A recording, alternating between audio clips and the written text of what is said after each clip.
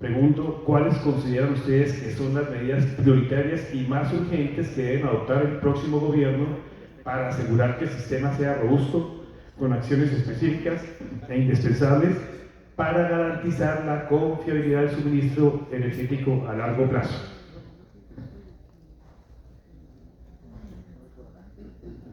No, arranquemos por la voz de gobierno.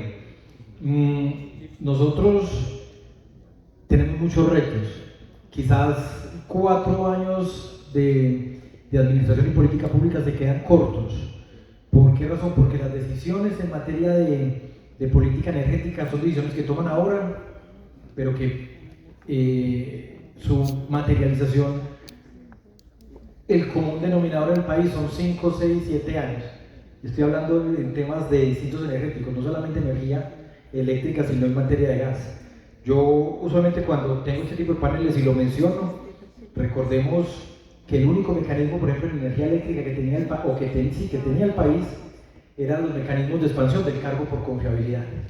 La primera subasta de cargo por confiabilidad, después de la resolución 71 en 2006, se hizo, la memoria no me falla, 6 de mayo del año 2008. Mes siguiente se hizo una subasta de GPS.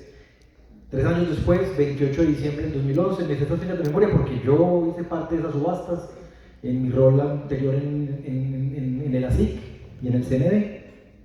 28 de diciembre y posteriormente en enero se hizo una subasta de FPS. Pasaron 8 años, no se hizo una sola subasta entre el 28 de diciembre del 2011 hasta el 4 de febrero del 2019. Y claro, si tú tienes 8 años donde hay parálisis de las señales de expansión, pues, ¿qué sucede? Que si tú tienes que recoger todas esas decisiones, pues se materializan ahora en la ventana de tiempo que tenemos. Yo creo que el gobierno pasado trató de hacer la tarea. El gobierno pasado intentó en febrero de 2019 hacer una subasta de expansión de cargo por confiabilidad, la tercera, y asignó bastantes recursos, con la promesa de que pudieran entrar para el año 2022. E hizo 2 subastas, bueno, 3 subastas, porque la primera fue declarada desierta y bueno, donde entraron muchas energías renovables y limpias. Y se trató de buscar que con energía eólica y solar se pudiera garantizar confiabilidad para el sistema. ¿Qué pasó? Pues que el activo de conexión no estaba en la línea colectora. Todos sabemos, una línea de más de 300 kilómetros para traer toda la energía del Caribe, perdón, de la Guajira hacia el interior, y eso tenía todos los retos sociales y ambientales en la construcción. Pues supongo que Jaime nos hablará más al respecto. Y bueno, y la tarea que nosotros tenemos en este gobierno, ¿nosotros qué hicimos? Si se revisan los datos, nosotros, por ejemplo, en materia de transición energética y energías, nosotros hemos incorporado a la matriz más de 4.200 megavatios, 4.2 gigas de capacidad instalada en energías renovables, solares. Obviamente no son solo las decisiones del gobierno, han sido también decisiones de lo que se sembró en las administraciones pasadas, y muy seguramente el gobierno que llegue va a recoger los frutos de lo que nosotros hemos dejado, proyectos asignados. Hicimos 2 subastas, una en febrero del 2024, otra que se cerró ahorita en mayo del 2026. Estamos tratando a final de este mes concretar nuestra 4ª subasta de energías renovables. Entonces estamos dejando el legado. Incluso pues allí también en algunos, para no extender mucho, el próximo gobierno también le dejamos un legado, un administrador de subastas que pueden utilizarlo tantas veces como lo quieran, por lo menos por 3 años consecutivos. Esa es la bolsa mercantil. Eso lo hicimos, claro está, con el apoyo del Banco Mundial y del Banco Interamericano de Desarrollo, y hemos tratado de hacer tarea en búsqueda de, como tú dices, cuáles son las tareas que tiene que hacer el gobierno para garantizar el abastecimiento energético. Y yo creo que, pues, para resumirlo aquí en 3 frentes, hay grandes retos en materia energética. El primero es un tema social. El país tiene que buscar la manera de que los proyectos de generación, de exploración de gas, todos los proyectos que tienen que ver con en materia energética puedan llevarse de manera expedita desde el punto de vista social y no repetir historias del pasado, para no entrar mucho en esos temas. El segundo gran reto es el tema ambiental.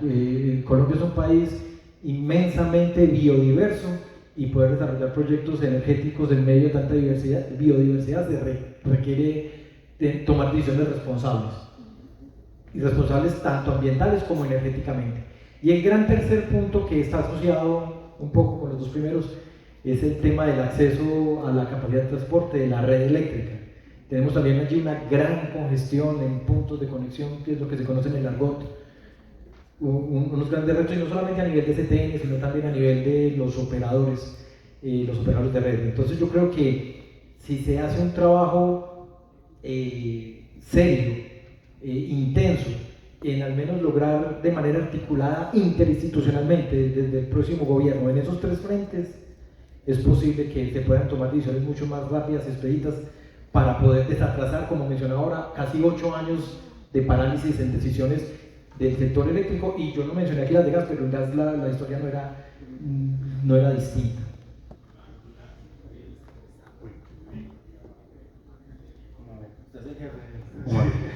Usted no ordena. Por media hora, pero ya cambiamos. ¿Y así? Sí, listo. Okay. Por favor. 3 puntos, Omar, y la pregunta mencionaba prioridades y urgencias, que creo al final que son como lo mismo. Haciendo un par de reflexiones muy simples. Una es que el largo plazo no es que esté desconectado o sea separado del corto plazo, no es que el largo plazo no es otro planeta, otra dimensión espacio-temporal, eso no.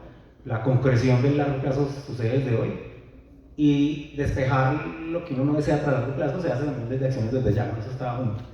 Y también lo segundo, que repito es una obviedad, es que energía no solo es energía eléctrica, sino gas natural.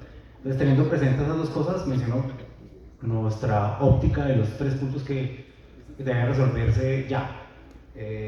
Uno, el giro de los más de 2 billones de pesos que adeuda especialmente, concretamente AIRE, que ustedes saben, el prestador de servicio de energía eléctrica en los departamentos del norte del Caribe, o sea, Guajira, Magdalena, Atlántico y un pedacito de Bolívar.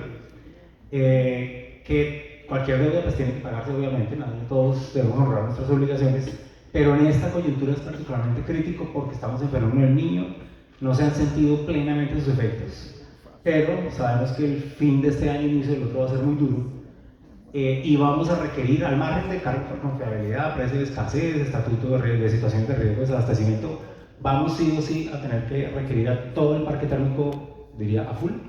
Y justamente una buena parte de los deudores, nosotros, Grupo Energía Bogotá, también somos acreedores de aire, pero los generadores térmicos van a requerir capital de trabajo para comprar combustible, para activar muchos de los procesos y estar disponibles. El ministro, creo que lo mencionó Juan Carlos ayer o hoy, pero ese tema es urgente. Urgente, la palabra es urgente, es una palabra que se queda corta y el tema es vital. Esa es la tarea urgente ya. La buena noticia es que hay alternativas de dónde obtener los recursos. Alternativas, ninguna es fácil, todas requieren elaboración, discusión, pero hay alternativas posibles. Con el Ministerio hemos hablado ya, y con Juan Carlos, de hecho, hemos hablado de eso ya en algunas ocasiones, pero ese es el primer punto. El segundo, gas natural. A diferencia de electricidad, que es algo que tenemos como enfrente, gas natural desde hace ya varios años tenemos un déficit estructural de gas natural, que por fortuna, gracias al cielo y a algunos agentes, tenemos una planta de importación en la isla de Barón, Cartagena, que nos ha salvado la patria hasta ahora. Pero aquí, digamos, y esto es un tema paradójico, la UME viene hablando de sus planes de expansión de tener no una, sino 2 plantas de importación de gas natural licuado desde los planes energéticos por allá del 2002. El descache que tuvo la UME entre lo que previó que iba a ser el inicio del déficit y lo que sucedió fue apenas un año. O sea, y yo creo que también Homer también estaba en ese momento por ahí en la UME, pero acertaron porque no era ninguna sorpresa, era algo previsible. No hemos sido capaces, tenemos un montón de iniciativas, de proyectos. Nosotros, Grupo Energía Bogotá, junto con TGI, estamos impulsando, hemos estructurado, articulado una de esas varias, pero la verdad es que no nos importa cuál sea la que sale. Lo importante es que el gobierno nacional, y yo diría que esto involucra incluso la sociedad civil, el país con todo, se decidan, se decanten, impulsen y decidan ya cuál planta de regasificación se va a ejecutar, y que eso suceda en fácil. Y esperamos que ojalá Ecopetrol se sume en esa línea, porque tiene mucho, pues obviamente una relación directa en ese tema, y necesitamos ahí, digamos, acción y ejecución. Buenas noticias, los proyectos de resolución de la CRE, por supuesto conoce Juan Carlos de estos días, la resolución 23, proyectos de resolución. Ahora, traer los nombres de la resolución de la CRE no es fácil porque ahora le pusieron muchos números, pero la 23 y la 24, la verdad es que son bienvenidas. Son, como todo proyecto de resolución, susceptible de comentarios. Mejor espere, yo creo que sí atiende buena parte de los temas que estaban pendientes para que por lo menos los proyectos que hacen parte del plan de abastecimiento de gas natural salgan adelante. Entonces, buenas noticias. El reto es inmenso, la urgencia es ya. Creo que todos saben que se ha perdido mucha demanda industrial. Eso es una situación socialmente muy triste, porque al final quienes pagan son los usuarios, porque el costo medio se está incrementando, hay menos demanda, la tarifa en las próximas revisiones tarifarias inevitablemente va a subir. Entonces, la verdad, y es un reversazo desde el punto de vista de términos de transición energética. En fin, eso es urgente, pero se puede concretar porque hay varias iniciativas. La última, que es un poquito triste, y por aquí estaba viendo compañeros del pasado, es que no hemos podido resolver la situación de aire, pues del Caribe colombiano como todo. Es un problema que el país no ha resuelto nunca, ha tenido momentos en los que la situación mejora, se reducen las pérdidas, aumenta el recaudo, logran tenerse un balance financiero positivo, pero pasan cosas, se interviene y todo cae. Necesitamos, o sea, no podemos estar ya no sé si es la tercera o cuarta vez, haciendo cambios, intervenciones, modificaciones para no resolver de fondo el problema del Caribe. Y voy a decir, y con eso termino, Omar, y voy a mencionar varias cosas, porque creo que cuando hablamos del Caribe, todos vamos al Caribe a tomar vacaciones, pero creo que poco se entiende de lo que pasa allá, digamos, permítanme esta expresión, en las barriadas del Caribe. Entonces hay una imagen incorrecta de pensar que el Caribe es que esta es cultura, no paga, es que la gente no paga, que los costeños se roban energía. Eso es totalmente incorrecto, muy distinto de lo que es la realidad. Claro que hay robo localizado, puntualizado en algunos sectores, subzonas del Caribe colombiano, pero en general, el promedio, si uno saca, incluso si uno incluye el estrato 1 y todos los demás segmentos, el recaudo es más del 85% del Caribe colombiano. En esas zonas donde no se, en algunas de esas subzonas, sectores donde no se paga, la gente paga el resto de los servicios. Paga el acueducto, paga el gas natural, paga el crédito para la matrícula de los hijos. Algo particular sí sucede, no voy a entrar aquí en detalles, pero eso es un error pensar que hay una cultura generalizada o como una predisposición de las personas del Caribe a no pagar. El Caribe no es pobreza, miseria en general. Hay miseria, hay pobreza, sin duda, hay una carga, una deuda, y eso no sucede solo en el Caribe, sucede prácticamente en todo el país, desafortunadamente.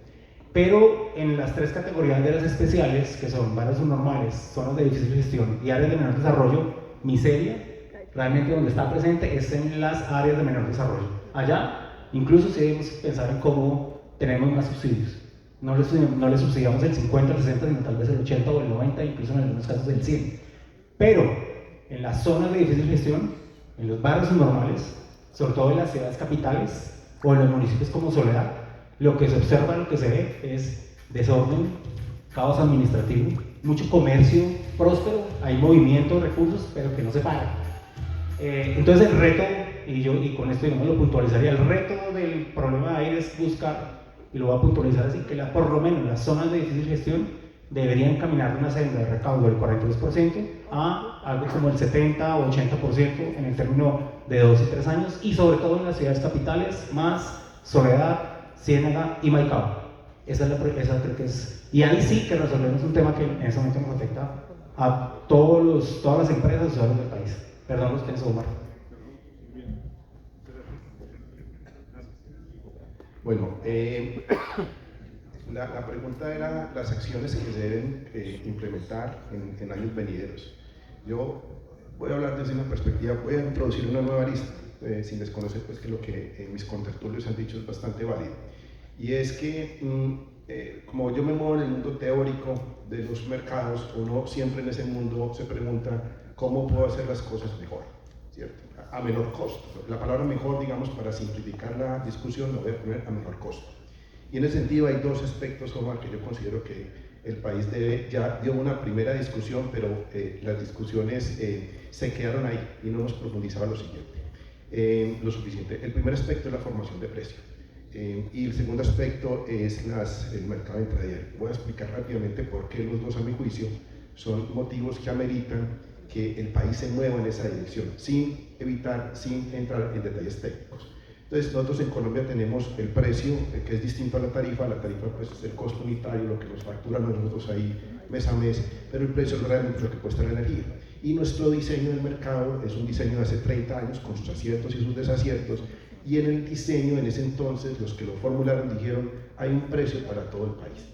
Y eso es lo que hora a hora se liquida en el país, hay una forma pues, de calcular ese precio, XM es el ejecutor de eso, nos muestra esa información y se lo creemos. Y realmente uno se pregunta, ¿la energía cuesta igual en todo el país? No la tarifa, la producción de energía.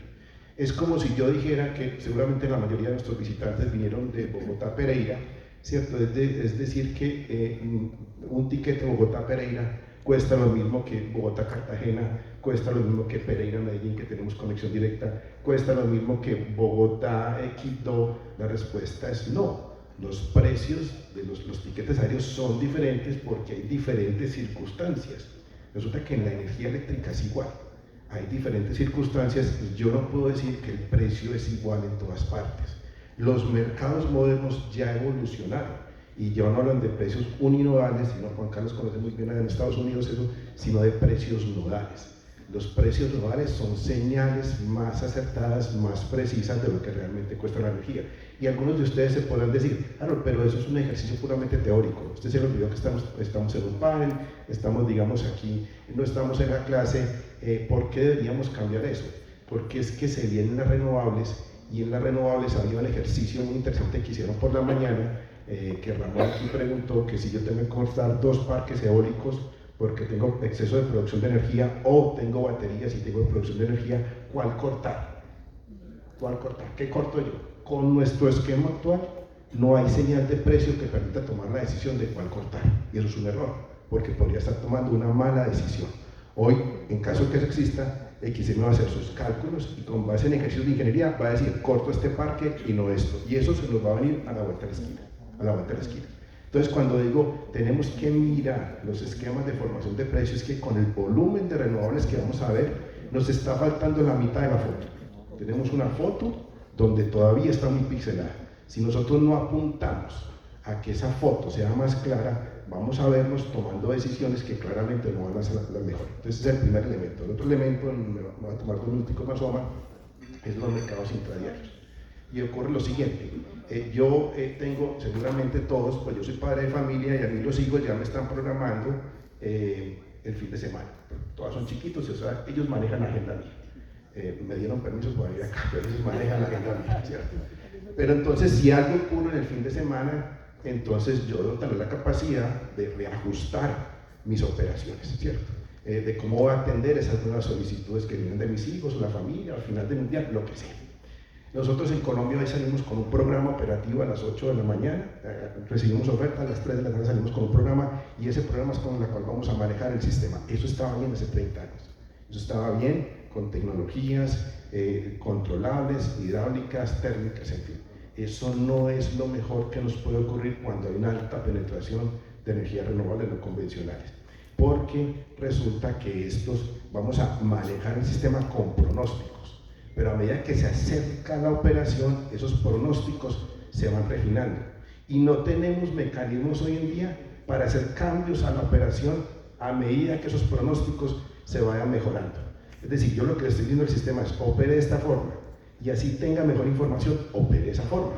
Es como si mis hijos me dijeron, papá, vamos a hacer esto este fin de semana, y no importa lo que ocurra, vamos a hacer esto el fin de semana.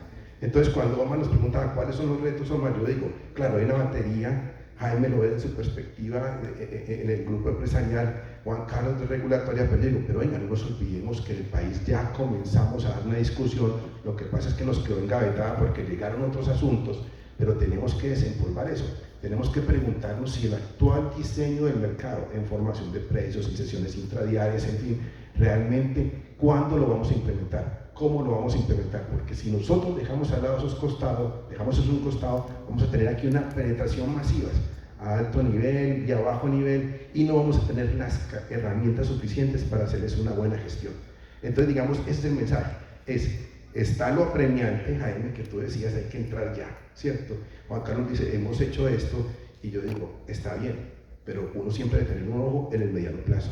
Y la modernización es absolutamente esencial. No nos lo inventamos en Colombia, ya otros países han transitado por esto, empezaron con nuestro diseño, otros países incluso copiaron en el buen sentido nuestro diseño, y ya con el tiempo nos hemos dado cuenta que necesitamos migrar y hacer un mercado de corto plazo mucho más moderno.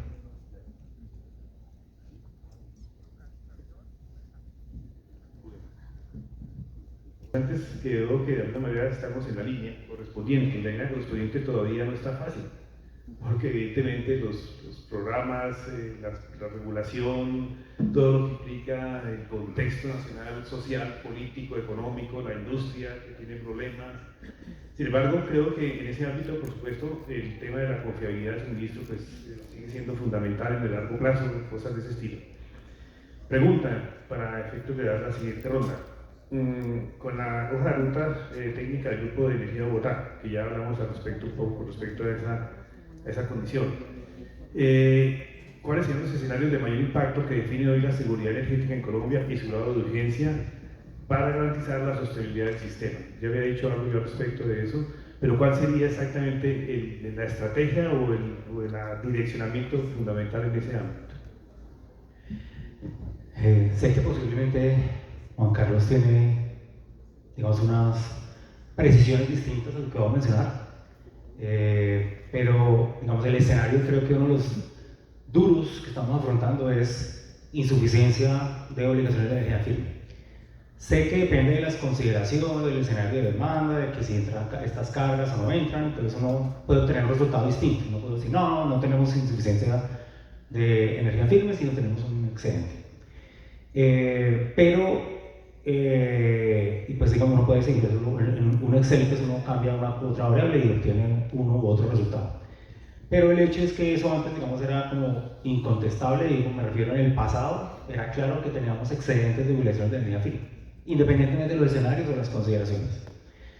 Las holguras, o sea, era normal y todo estaba previsto para que el sistema, desde el punto de vista de atención de la energía, de la demanda de energía eléctrica, tuviera holguritas. Tener un poquito, digamos, de grasita no está mal. Eso sirve como colchoncito cuando la situación se pone difícil. Tener un poquito de barriga, en mi caso no es un poquito, es un poquito más. No está mal cuando viene una hambruna, cuando le ponen a correr a uno una maratón y lo coge uno sin desayunar, entonces uno tiene reserva para pegarse el carrerón.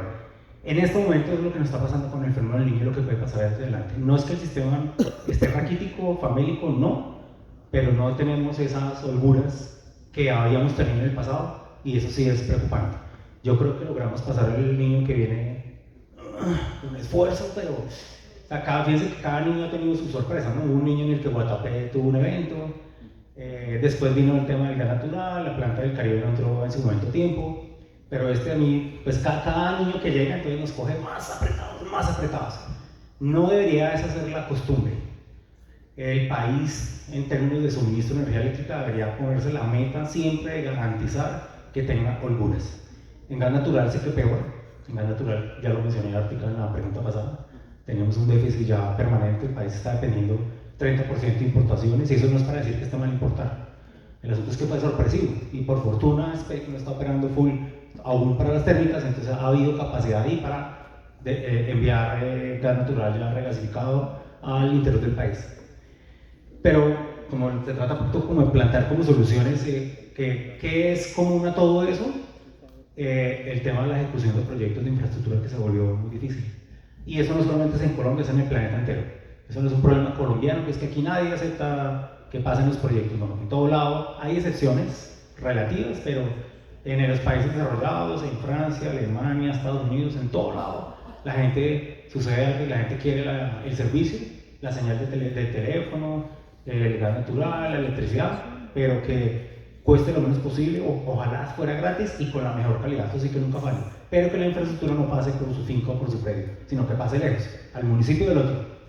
Esa es la condición general, y eso es humano, eso es, creo que a todos seguramente habrán algunos que quedan en silencio, pero si tienen una infraestructura que va a pasar, dicen, no, ojalá no me la pasen por el frente de mi casa, bien lejos. Entonces, ¿cuál es la buena noticia ahí también? Creemos que lo que uno encuentra es que el esquema de pines de hace un tiempo en su momento dio resultados y funcionó. Eso fue bien pensado, eso tenía un montón de medidas bien estructuradas, algunas avanzaron.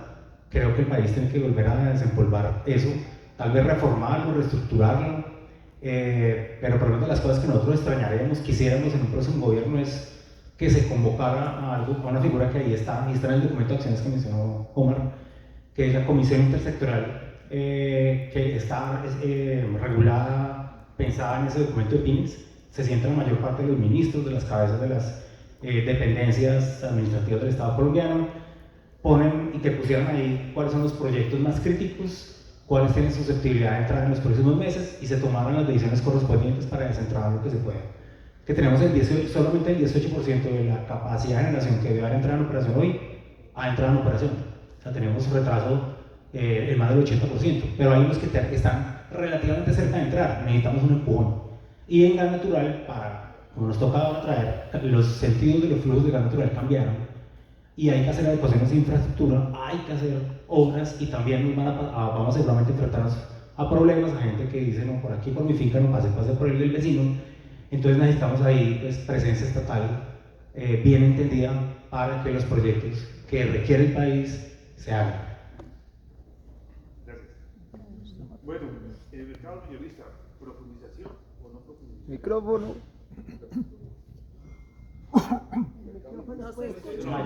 El mercado mayorista, perdón. No se escucha para los de atrás. Qué pena, no, les pido toda la energía que necesitamos en este país para, por favor, el tema regulatorio con respecto al mercado mayorista. No, Omar, yo frente a eso, y eso fue desde que llegamos, buscar cómo aumentar la competitividad en el sector eléctrico. Y eso derivaría en reducción de tarifas. Ese trabajo hay que hacerlo permanentemente.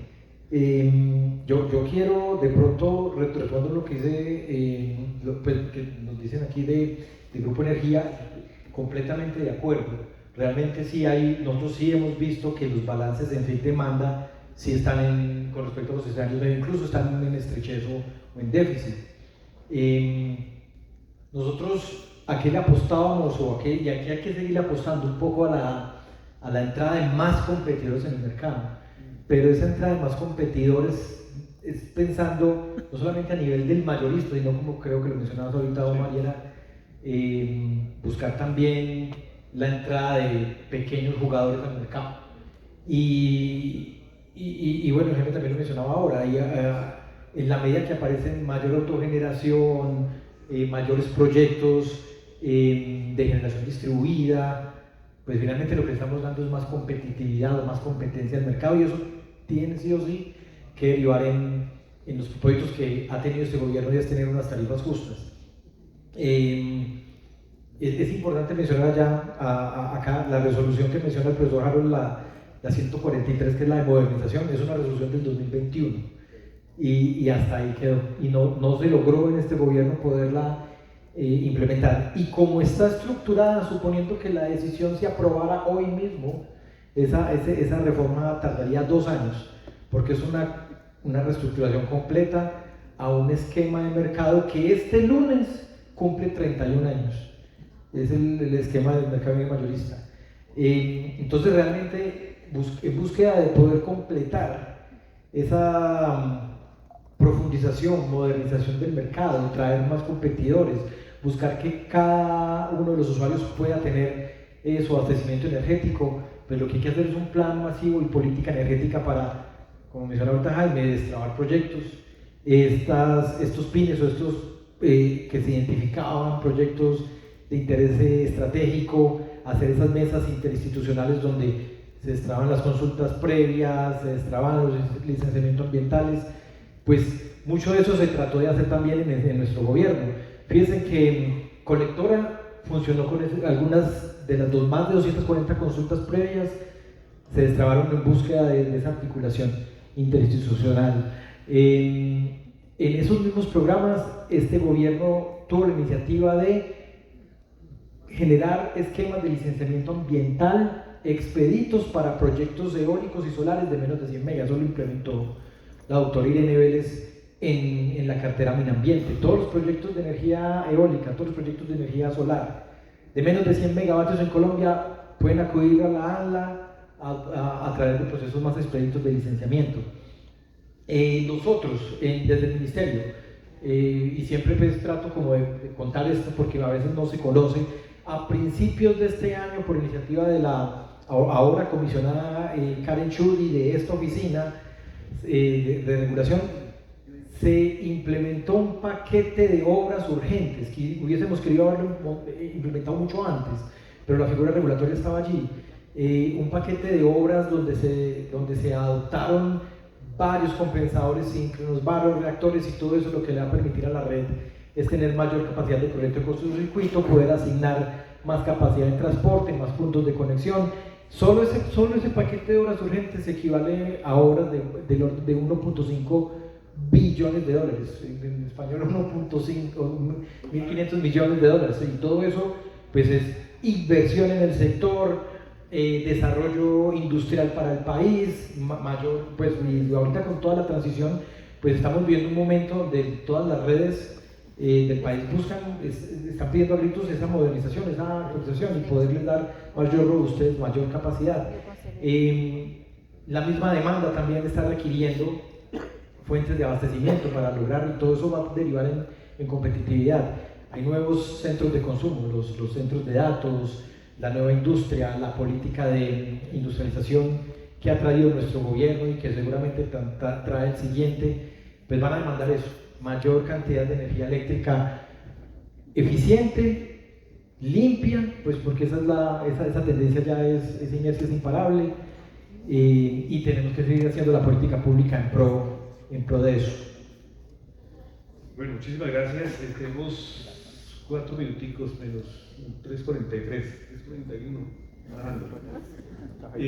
Claro, preguntas concretas, porque ya nos quedan como 5 minuticos, que tienen que ver con lo que hemos venido desarrollando. ¿Cuáles serían, digamos, para ustedes las medidas prioritarias y las urgentes que debe adoptar el próximo gobierno? Perdón, no sé por qué me están siguiendo, porque me marcan cada 5 minutos.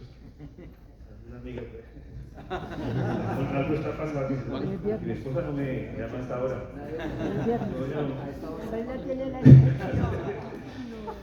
Bueno, ¿cuáles consideran ustedes que son las medidas prioritarias que ya hemos conversado y más urgentes que debe adoptar el próximo gobierno? Yo creo que ese es un tema político, obviamente, con el respeto que se merecen los que estamos y los que van a llegar, ya son otras cosas.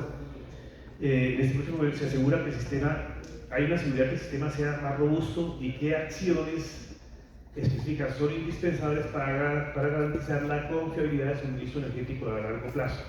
Esa sería como una posición que se le da al nuevo grupo que va a tomar la decisión política en Colombia. Al respecto, quisiera escuchar rápidamente sus comentarios sobre ese tema. Es importante, por favor. Gracias, muy rápido. Dos cositas. Juan Carlos, efectivamente la resolución de modernización se quedó ahí en discusión.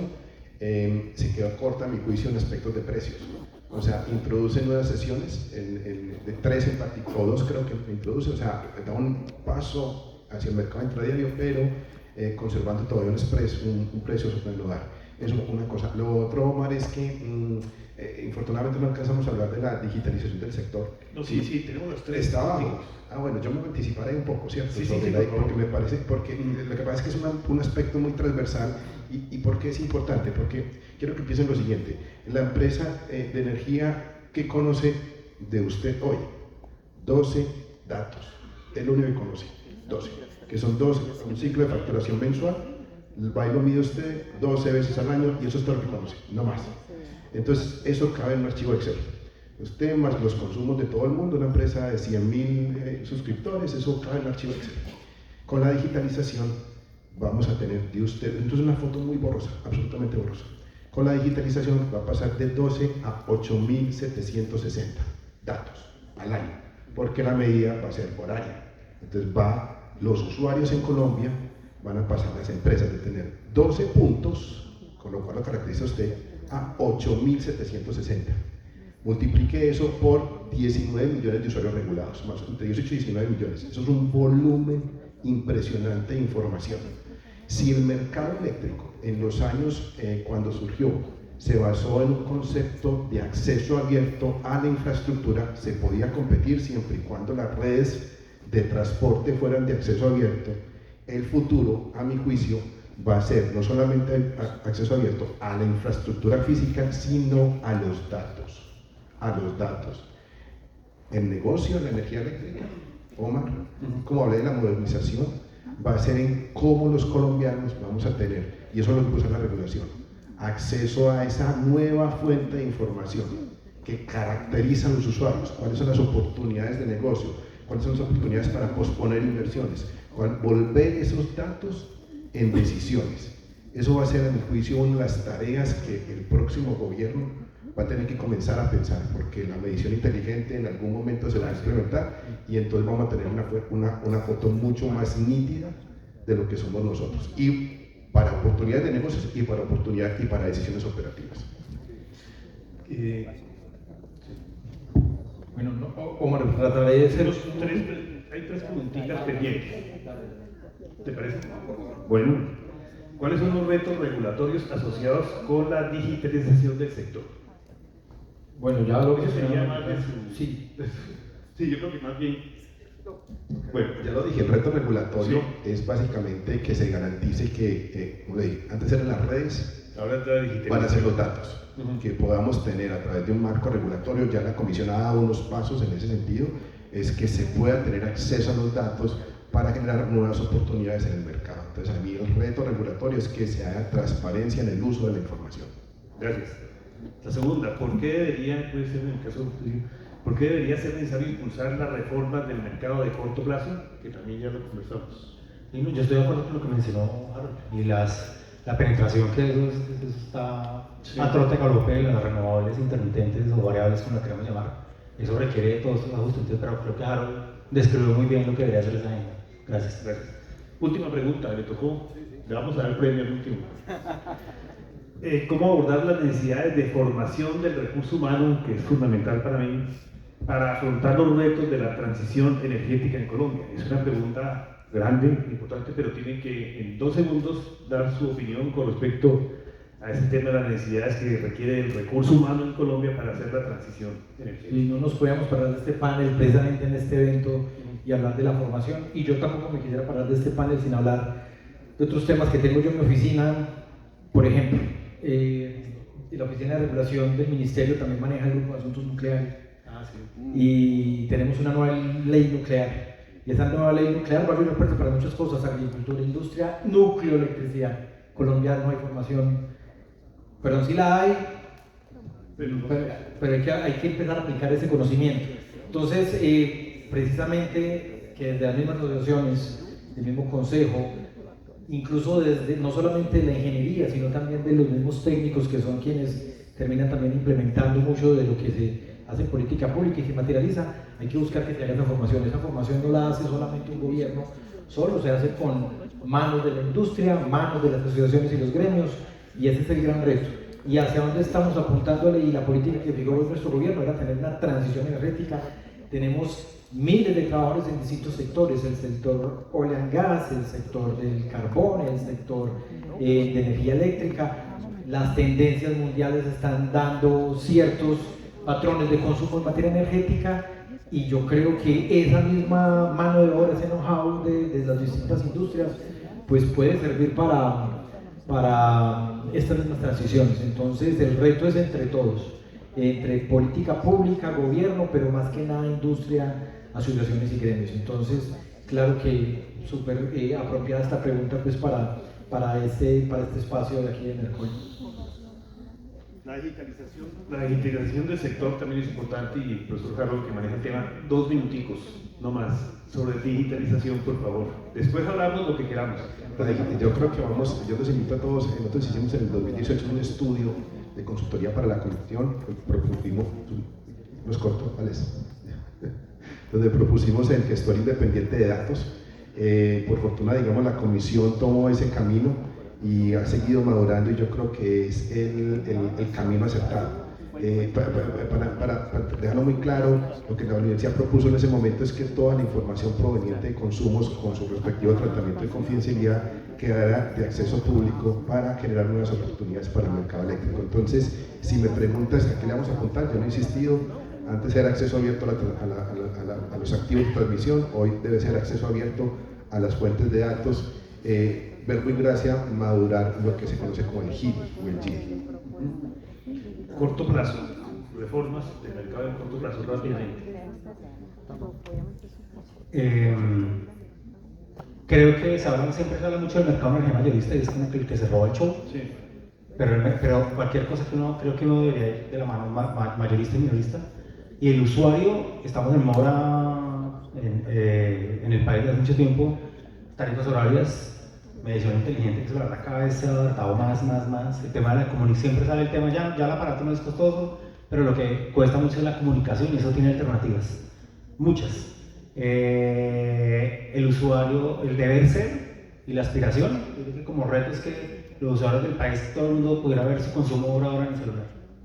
Eso deberíamos estar a, no sé, a 1 año, 2 años de poder venir ahí y poner una alerta cuando me pasa el consumo básico de sustancia que tiene subsidio, que me ponga aquí una visita, así como nos llegan 1000 datos que son basura, esas cosas que son importantes para muchos sí debería saber, poder comparar. Ayer que estuve en la casa, estamos en hora de que podamos hacer eso y que realmente con información y utilizando este aparatico, la gente realmente tenga una participación activa de la demanda, pero eso requiere eso. En concreto, ese debería ser el reto nacional en el mercado minorista. Y lo importante, la formación del recurso humano para afrontar los retos de la transición energética. Yo creo que es un tema muy grande, por supuesto, y lo presentó el profesor en su momento, que creo que vale la pena. El recurso humano, así como los que empezamos, ya estamos en la época en que ya vamos a tener nietos, pero seguramente los nuevos muchachos van a tener una formación y unas expectativas que posiblemente por el imaginario de cada uno de ellos van a ser muy rápidos para hacer las tareas que a veces lo que hemos hecho ha sido difícil al principio y ya está mejorando en ese sentido. Comentarios sobre el tema del recurso humano que se necesita para la transición y para todo lo que implica.